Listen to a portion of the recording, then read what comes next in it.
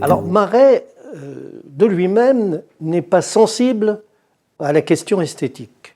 Et même par rapport au cinéma, dont il est en partie l'inventeur, il dira que c'est puéril. Ce sont ses successeurs qui ont utilisé, du point de vue artistique, ces techniques, en particulier chronophotographiques. Alors évidemment, on pense à Duchamp, on pense aux futuristes italiens, on pense évidemment à Michel-Ange, par exemple, le plus proche de nous.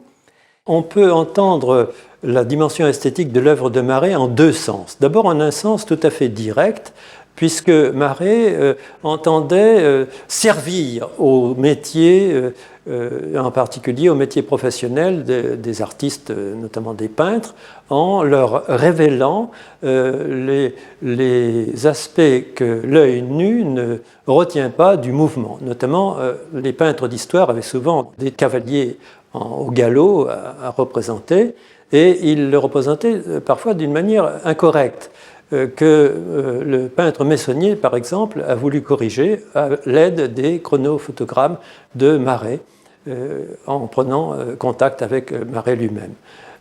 Deuxièmement, on peut entendre également en un sens plus généreux, plus large, le terme d'esthétique, en ce sens que l'ambition scientifique de Marais était d'établir une morphologie des phénomènes, faire apparaître les formes typiques que prennent les phénomènes dans les circonstances de l'accomplissement d'un mouvement, par exemple. On peut aller un peu plus loin parce qu'il y a un fond commun entre la conception de l'image chez Marais et la conception de l'image chez beaucoup d'artistes contemporains.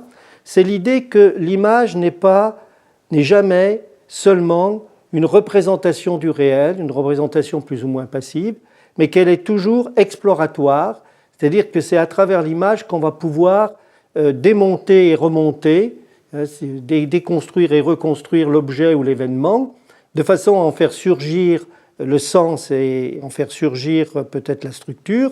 Et je pense par exemple à tout le travail qui a été fait par le cubisme, qui dans le fond est très proche de la conception de Marais de l'image.